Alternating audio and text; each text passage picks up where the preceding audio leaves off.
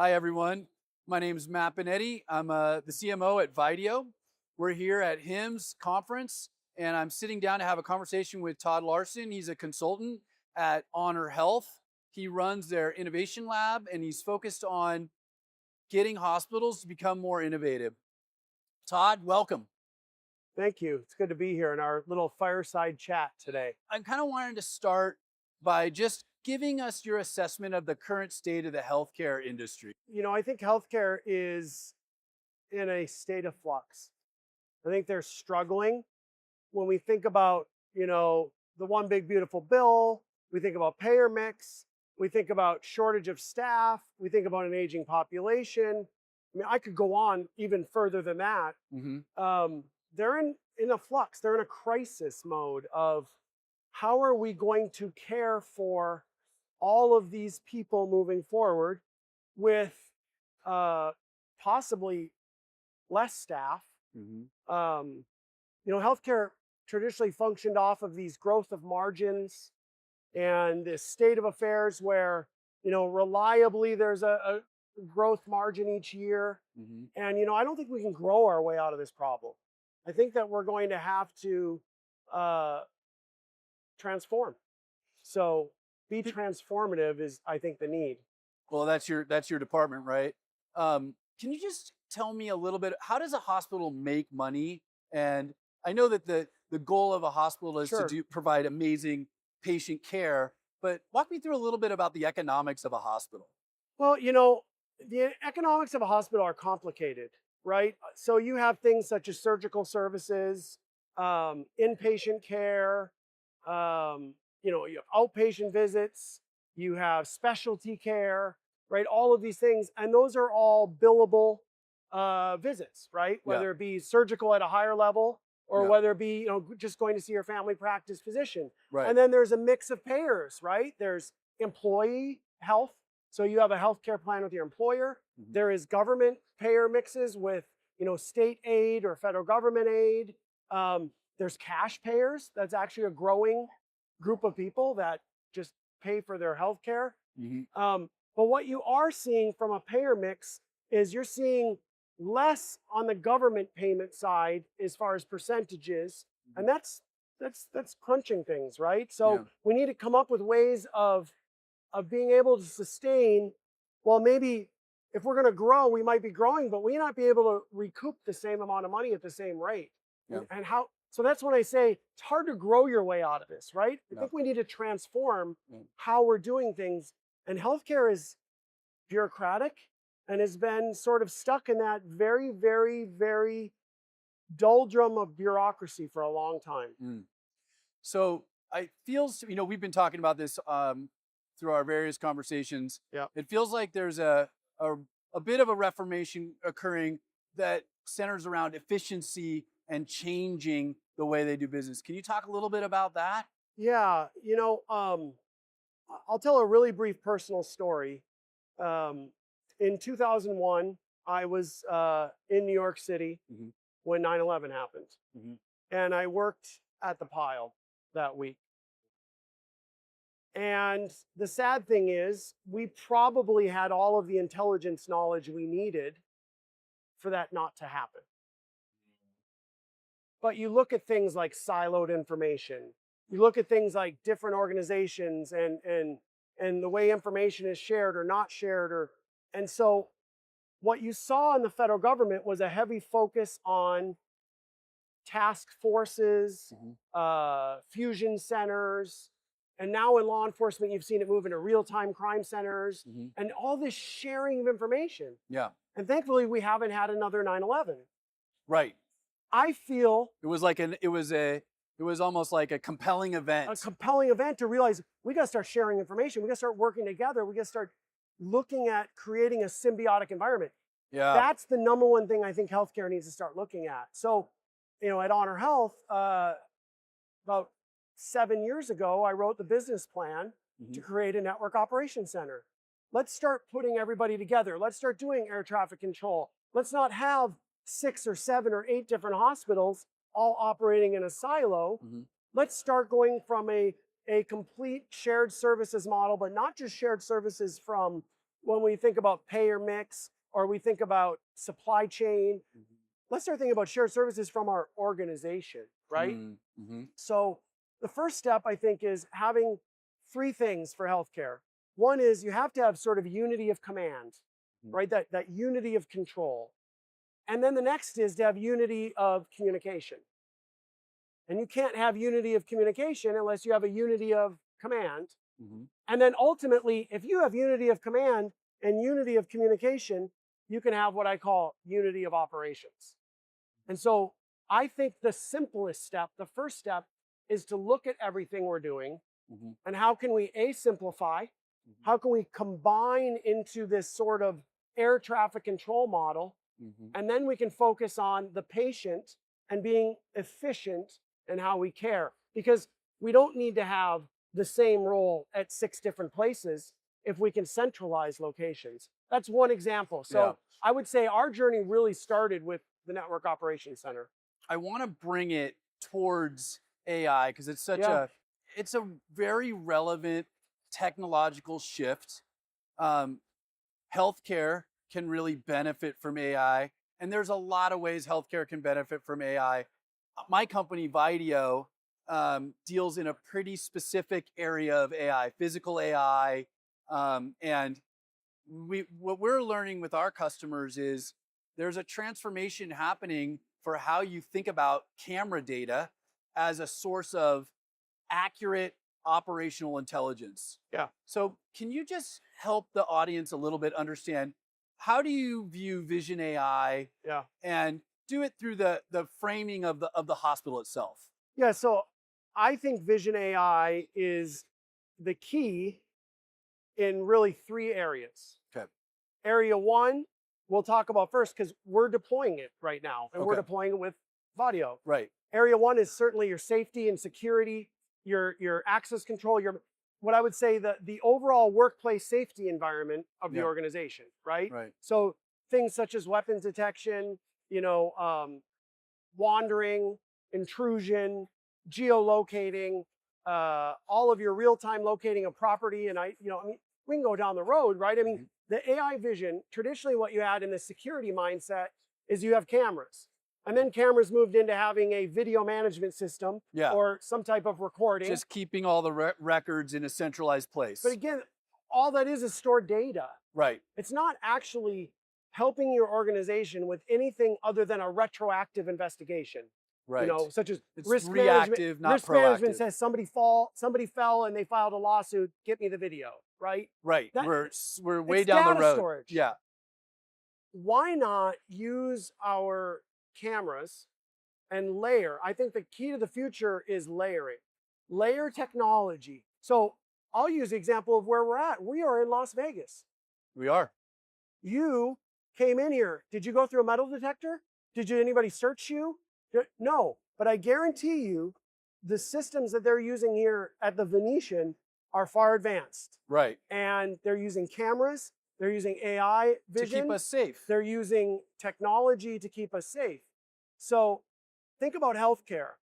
Healthcare is the one environment that wants to be safe and secure like a courthouse would be, right? Like nothing bad in there, no weapons, no bad, right? Yes. But what they don't want is they don't want metal detectors and doors and walls. They want an open environment, but be secure. And who's great at that? Las Vegas is great at that, right? Why do you put hundreds of thousands of people through the Bellagio every week safely? Yeah. So I think healthcare needs to look from a safety and security standpoint, look at AI vision as the way to be safe and secure without being that intrusive, bothersome, right? We want people to come to the hospital. We want them to feel invited. We want their family to come visit them. I want them to be with you in their room and you roll over in the middle of the night, you don't feel good, and they hold your hand. We want all that, but we want it safely. And AI vision provides that. I'll end with my love for AI vision from a security standpoint is the camera sees all of these things simultaneously. So somebody on surveillance, or even if you're watching a security camera, or if you're reviewing footage, you're only seeing what your eyes are seeing right then and there in the place in front of you. Yeah. Whereas AI vision, it can see weapons detection, license plate readers, fall detection, wandering, lost property alerts, Yeah. geofencing on wheelchairs. It does all of that simultaneously Yeah. at the same time. So you laid a lot out there. Definitely the safety and security use case is super important. I've even seen state legislation requiring hospitals Yes. to do weapon detection and these kind of safety measures. So Yes. that's also interesting. Let's talk a little bit about the patient wandering and the fall prevention, because I know, one of the things we're talking about is how to make hospitals more profitable. We can't Right. grow our way out of this. Right. So we have to find ways to one way to increase margins is to avoid costs. Right. So patient falls, like how can Vision AI help a hospital with that type of more like a safety use case?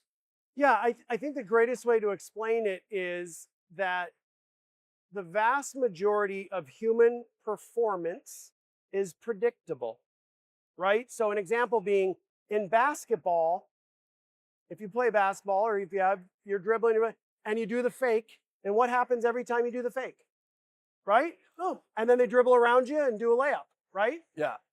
Yet you've been playing basketball for 20 years, but your body has a natural reaction, a human performance. Okay. Falls are very similar, right?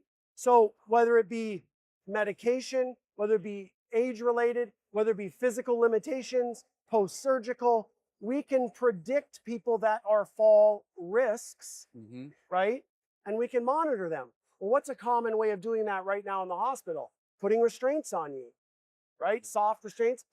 My mother-in-law was in the hospital for quite a long time. She had a brain surgery, and she hated those restraints, right? Yeah. But in AI vision, it can detect movement. It can detect just your foot going off the bed. It can cause alerts. It can alert staff as to what you're doing. If you think about the management of your body, the camera can do that from a visual sense. Okay. Versus having to physically place restraints on you. Interesting. Now put it into wandering or put it into, patients in areas that they shouldn't be in. Right. We can teach it to recognize the gown. We can teach it to recognize things like that. You can create boundaries and Create then say, boundaries. if someone goes over into this, send an alert. Now you've got a staff, you're proactively managing that problem. Let me go back to really quick. Let me go back to my law enforcement days. I went on calls, it was a common call, wanderer from the hospital. Really? Yes. They had gotten out of the hospital? Right. And they're wandering, they got their gown on, and you pull up and there they are a block away. Think about this solution helping to prevent that. Yeah. Right? Because then by the time the cops get called, they're already out, be they're gone. Blocks and blocks away. Right. If we just got an alert right when that patient left the premises, a staffer could respond quickly. Well, let's go deeper than that. What about if they're a fourth floor patient? They just should not be off the fourth floor. So if they get in the elevator, is a fourth floor patient? I'm using that as an example. Okay, you said leave the building, but yeah. I mean, I'm saying, what if you're a patient on the fourth floor of a hospital? Yeah. The minute you get in the elevator, we should have you geofence, yes, right? Yes, like I we know understand. you shouldn't be off the fourth floor. Yeah. Can we talk a little bit about staff optimization? Because I feel like some of this relates back to hospitals trying to do so much with minimal staff. There are optimization techniques that Vision AI could potentially help a hospital implement to get more efficiency out of staff so that they're focused on the right problems. What are your thoughts on that? Yeah, so I just did a brainstorming session at our transformation center. And with that transformation center, we focused a lot of conversation with supply chain, with pharmacy, with other units in the system about their desire to be able to be efficient through autonomous ways. And I think an AI vision approach is probably the simplest way to be autonomous. So can nothing's you give me touching, nothing's happening. So can you give me an example of automating something through Vision AI? Sure. I'll give you an example.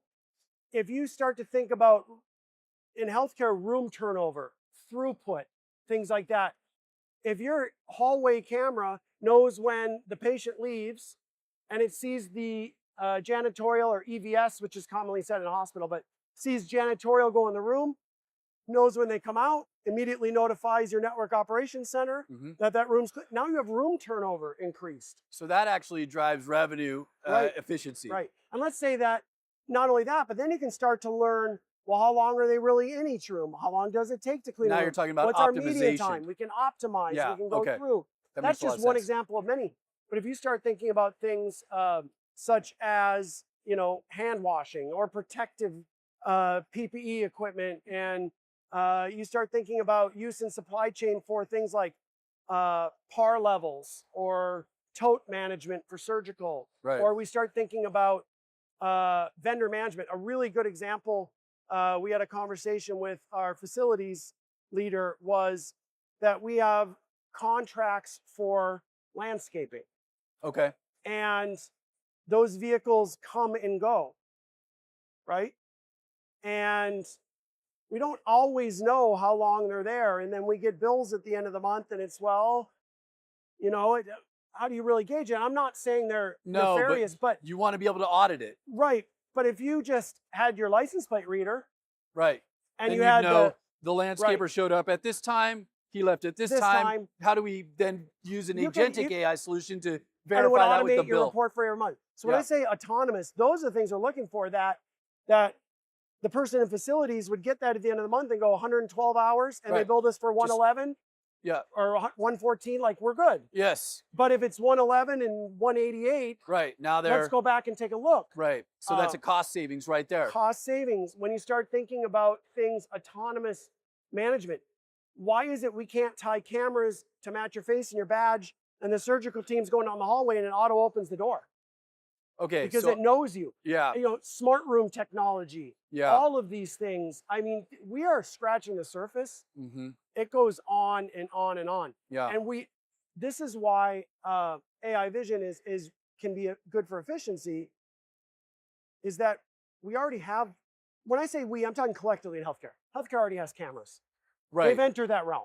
And we have video management systems. Yeah. Well, now let's leverage those in a platformed approach. Yeah. Not to plug Vaidio too much, because I don't want this to be like a product pitch, but one of the benefits of our solution is that it works with any camera infrastructure, right? So if you have cameras, you can put a AI vision layer of software, Vaidio, and start today leveraging that data as a source for operational intelligence, right? So that's an important point to make.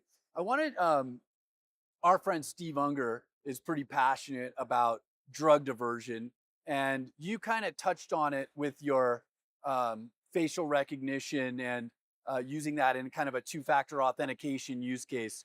Can you talk a little bit about drug diversion? I know it's a huge problem for hospitals, and you told me that story about the fingerprints. Maybe get into that a little bit and how Vision AI helped with drug diversion. Well, simply put, if you go to the principles of what I would call multi-factor or, cybersecurity, things like that, there's generally three areas, right? There's what you are, facial, eyes, fingerprints, right? Yes. Something your physical attributes. Something like a password, something like that. And then something you possess, such as a badge or a key card, whatever you'd want to call it. Right. And the general accepted practice, not always, there's higher levels might have all three. Yeah. The highest of all security might have all three, plus you do it multiple times, right? Just depends on your, but in it's like a James Bond movie. Right, and gate, you could do gate and other things. Retinal scan. Right, yeah, exactly. But in most industries, healthcare included, most things are two-factor, right? Yeah. So why are we messing around with fingerprints and punching in codes and all, again, efficiency, time? Why are we messing with that? Yeah. When if you're wearing a badge that has your face on it and your face is your face, the camera could Apple's already figured this out, right? I mean, we just use our face to log into our phone. Right. And you have banking on there. Yeah. You have your credit card on there. Yeah. Right? You have all those things. Private information. So why would we not be leveraging this? So from a drug diversion standpoint, I think you ensure that it's recording that. And when I say recording, I'm not talking about old school recording like we were talking about. I'm talking about that it is transacting the safety and security of all of those drug, uses. It is enforcing the limitations for who can go into that room. Right. And by proxy, not letting bad actors in there to divert these drugs onto the street, right? Right. And it's one example of, and it's passive. Explain what you mean by that. What I constantly hear from nurses specifically is, do not add more things that I have to do. More typing, more punching, more another thing I have to remember. Right. So when we can do things that are high security, but passive, that is a home run. So if I can go into the med room and the camera knows my face, facial recognition, and it matches that to my badge and I'm one and the same, I'm more efficient. It's way more efficient. And more secure. More secure. Right. And we have metadata that shows that. And we have auditable information. And all that auditable information can be an automated chart that we don't even have to spend the time on. What is the negative of drug divert? Like, just help me understand a little bit about the negative cost of that problem. Because I'd imagine there's a economic element to it, right? Like the hospital loses money, but there's probably also a societal problem with it too, right? Like, I mean, it creates kind of, I don't know, a drug market for pharmaceutical drugs. I don't know. Your law enforcement background kind of makes me ask that question. First off, I'd like to say that I think it's sad. I mean, it's a tough problem, if that makes sense. I agree. You know, I feel for people that, have addictions, have issues, have problems, and, medical staff and at times when diversion does occur. But the simple answer is it's very destructive. So number one, it's a loss economically to the hospital. Like that's a loss of that drug. I'll use that term. Okay, it's a loss of that drug, that medication. Some of that is very expensive. Number two, it's very possibly a loss of that employee, whether it could be termination, whether it could be the loss of their nursing license if they're, reported to the nursing board. Right. If it's a physician, there's a lot of talent that you're losing. Then you start thinking about replacing an employee. And that cost. And now let's go down to what we talked about earlier. We're already struggling to keep high quality staff. Staffing's an issue. And then let's get into brand reputation. Yes. Okay. And how incredibly, not always easy to quantify an ROI number on brand reputation, but it's massive, right? If your employee is in the newspaper or on the local news for diverting, and that happens from time to time, that these stories break. Trust issue. It's a huge trust issue. And now you're you're a community-based hospital system. And now you have a trust issue. Then hospitals are so focused on building a brand within a community that's a trusted brand, right? Yes. And I would also say, lastly, we still have the DEA licensing. We have, compliance. We have fines. There's the regulatory elements. There's regulatory. Yeah. So that's a big problem. It's a big problem. Yeah. I think most hospitals genuinely are trying, but I think the struggle is with any behavior, when somebody's turning to diversion, they're most likely doing it in a deviant way. Like they're trying to hide their behavior, right? So you often don't find out for a while. Yeah, and they're so good at it. And so the more things we can put in place that could be passive, not burden the staff. But, I know you mentioned Steve Unger, but he has mentioned to me too on numerous meetings he's had about staff talking about even other sides of it, like dropping a medication on the floor. That medication should be discarded. There's another kind of PPE compliance safety issue there. So when you start thinking about the med room, right? I mean, if that's fallen on the floor in the hospital, you wouldn't want that to go to your mother. No. Right? And so again, there's a documentation. Yeah. That's not bad behavior. It's a That's not, coaching opportunity it's a for coaching. that employee. Let's talk a little bit about staff because I do feel like, I mean, we love our healthcare professionals. They're almost, they're very elevated members of our society, which they richly deserve. I do feel like Vision AI can help with employee satisfaction. Do you have any thoughts on how some of these changes that you're talking about, potentially ideas for change, which is Yeah. your job, can impact someone's job satisfaction? I don't mean to go back to law enforcement, but it's such a poignant example. Okay. There is resistance to cameras in healthcare. There is some resistance like there. privacy issues and No different. I want you to rewind your brain back about 10, 12 years ago when body cameras started coming out. right. And We went through this whole cycle. cops, no way, I'm not wearing that. Yeah. My union is fighting that. My labor agreement says no, I'm not wearing, like it was Cops didn't was want it. a fight. And now they all want it. Why? Yeah, why? Because when you watch the body cam footage, what do you normally see? the cop doing his job correctly. Cops doing their job correct. Right. And so I can tell you from an investigation standpoint, it used to be if you called in an investigation, I would get all your info and I'd interview you and I do all that. Now you call that in, I say, give me the date and time, tell me what happened. I go watch the video footage and then I call you back, Yeah. right? And 99% of the time, the footage is positive because, let me revert to what you asked with healthcare.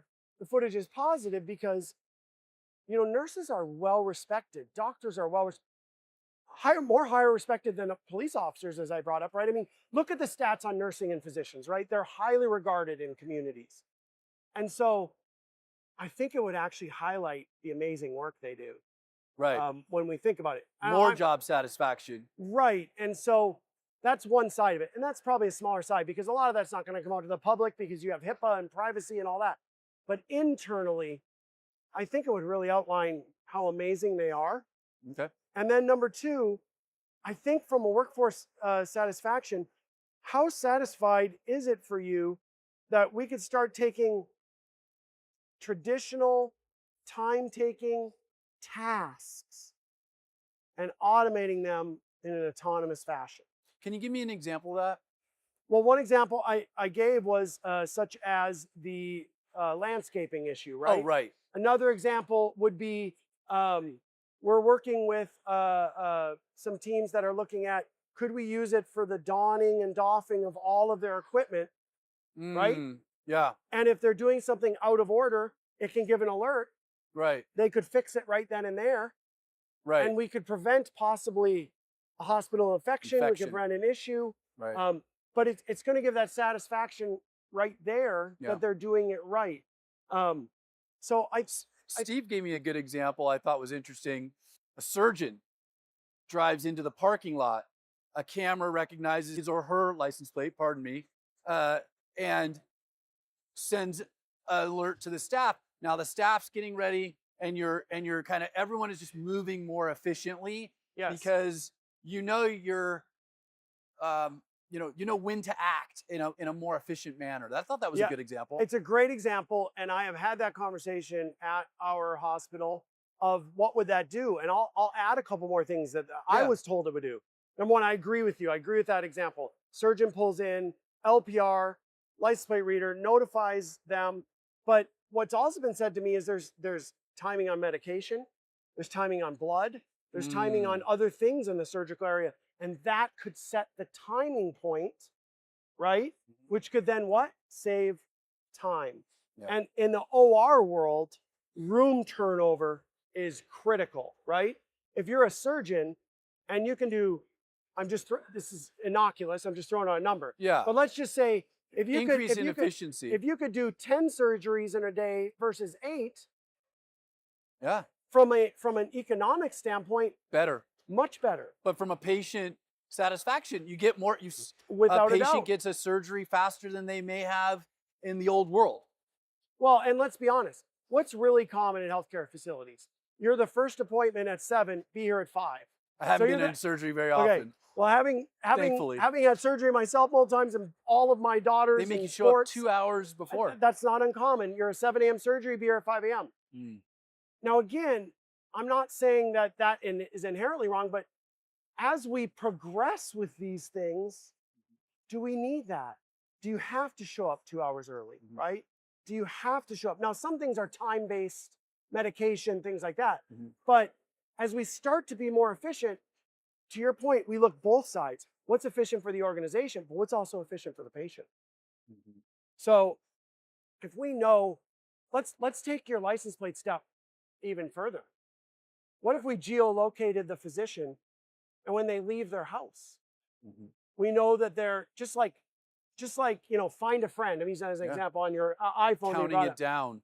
Count it down. We know he's 27 minutes away.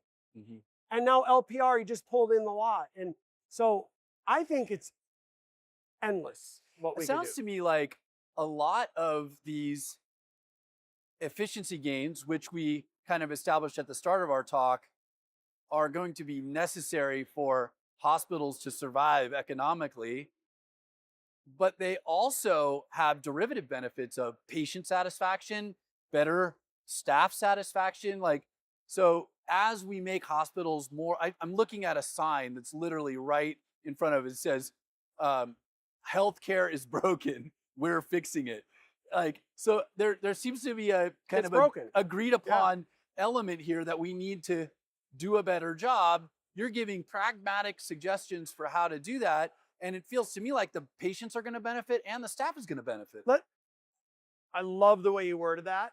And I would say we try to focus everything on first the patient Yeah. and second the caregiver, right? Because the caregiver and the patient are symbiotic. It's everything. So if we can make the patient experience better, or flip flop, if you make the caregiver experience better, you're still making the patient experience better. Mhm. If you make the patient experience better and your caregiver's getting better, now they're both. So you're right. And I think that they play off of each other. Yeah. I really do. So at the end of the day, when we look at things, we look at, is it good for the patient? Is it good for the caregiver? Because let's be honest, everybody in healthcare should be focused on the patient. At the end of the day, you're either a clinician or a caregiver that's taking care of a patient, or you're someone supporting in some way that person taking care of the patient.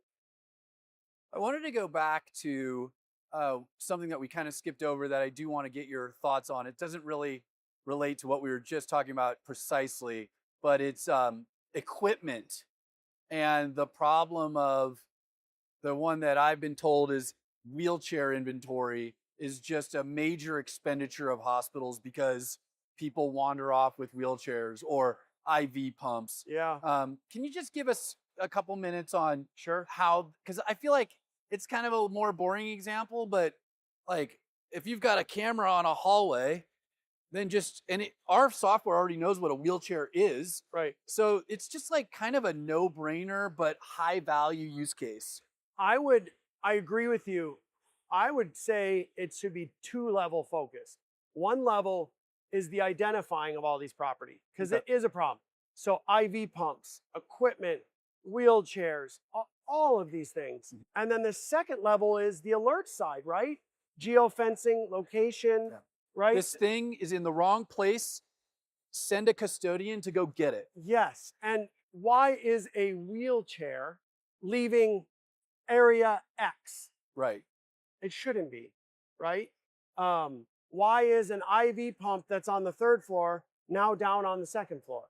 I heard a Right. story where sometimes they would hide the IV Yes. pumps in like a closet just so that they'd have it because they're so hard to Right. secure. I'll use nurses as an example. Nurses are very smart and they are masters at doing more with less. Mm. And so, yes, they hide equipment, they hide pumps, and they do that because things are missing or they can't, and I Yeah. need one and Right. I can't get one and I can't The find one. existing system isn't working The correctly. yes. So they're smart enough to work around it. You said it. Nurses are absolutely the greatest in the world at the Yeah. workaround. And Yeah. they do that really for They're other- problem solvers. they're problem solvers. They're trying to give care the best they can Yeah. in a environment that doesn't necessarily give them the best option to do that. Yeah. So AI vision critical in equipment, location, storage. Eventually, I'd love to see it even more in warehouse management, par levels, bins, almost like a locating system. You're at Honor in Arizona. You're running or leading their innovation The lab, transformation center. transformation center, pardon Yep. me.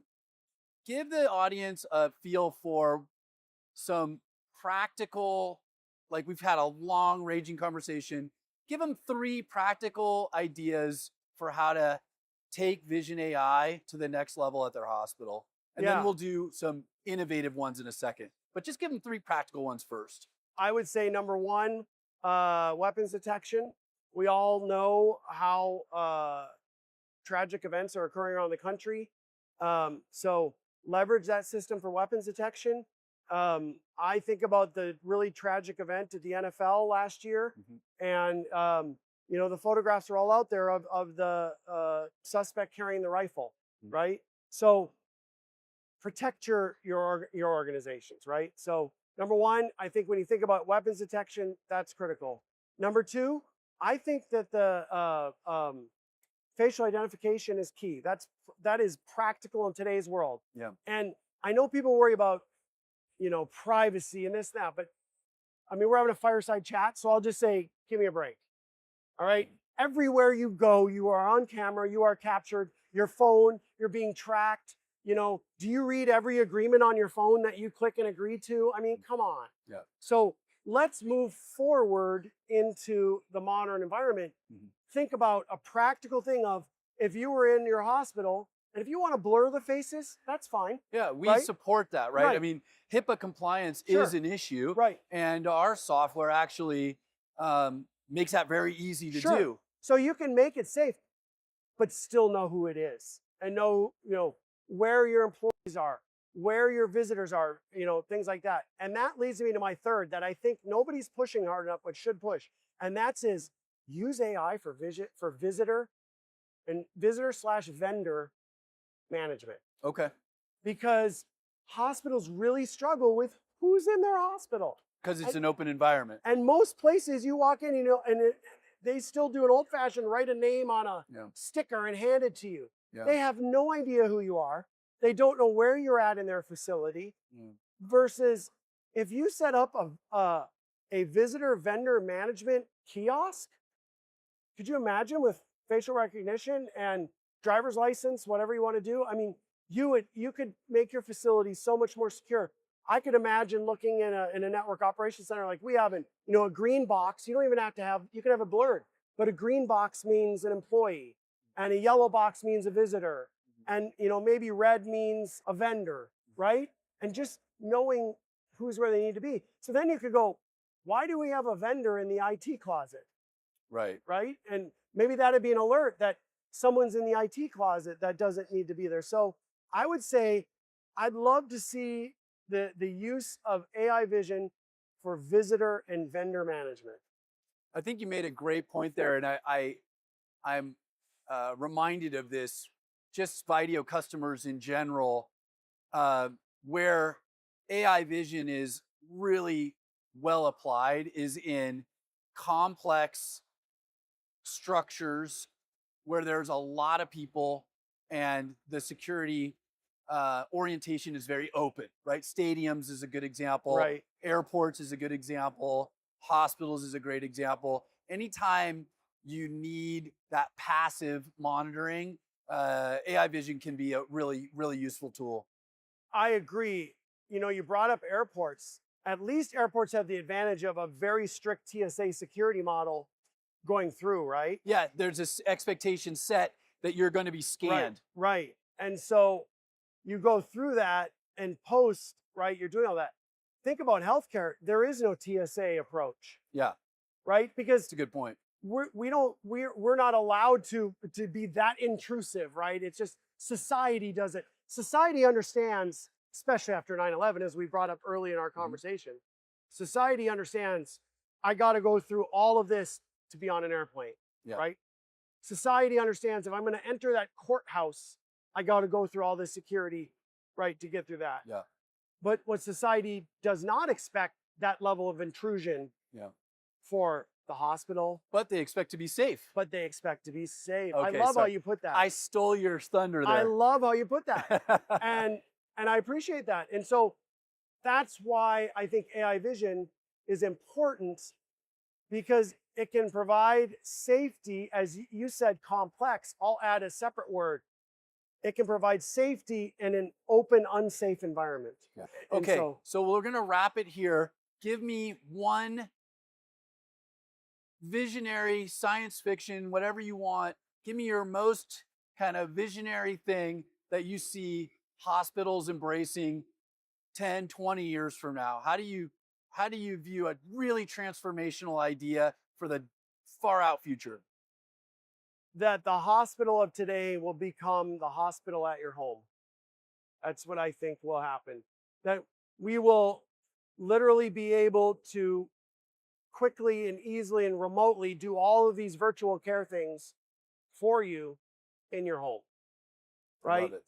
So I would say hospital at home is where we should be thinking we need to go. Okay. Well, that's it. Todd, thank you so much for Thank your you so time much. and your insight. Really We appreciate it. appreciate it so much. It's been really fun. Hopefully you've learned something here from Todd. And if you're interested in learning more about Vaidio or reviewing this, you can go to our website, www.vaidio.ai.